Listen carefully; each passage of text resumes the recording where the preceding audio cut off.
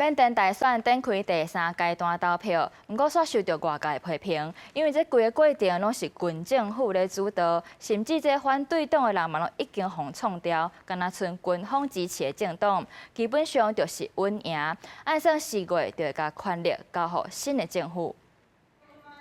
缅甸民众提证件排队入去投票所投票。缅甸的全国大选选出联邦议会议员，进前2轮的投票分别伫12月28甲1月11举行。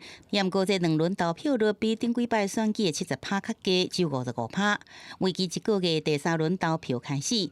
这也是对2021年军事政变以来的头一摆选举。不过这整个的过程是由军政府来控制主导，参加选举的政党不是规模上细，就是甲军方有密切的关系。所以，有专家认为讲，亲军方的政党有加1摆会得到真大胜利。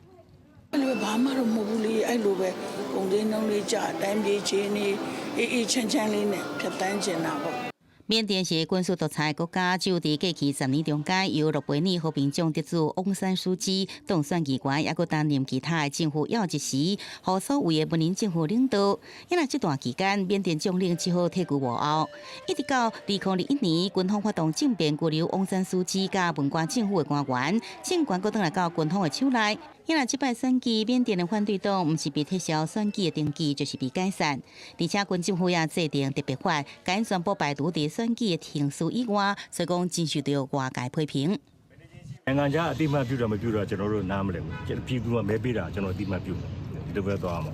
对军方发动政变到即阵，缅甸一直处于真无稳定的内战。全国330个选区内底，超过1/5选区，因为也是战场，也是已经互反抗军控制，所以讲拢无举行投票。所以讲也互外界批评欠缺公信力。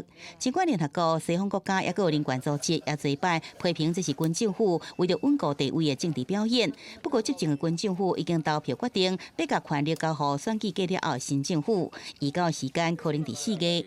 公视新闻新乐培编译。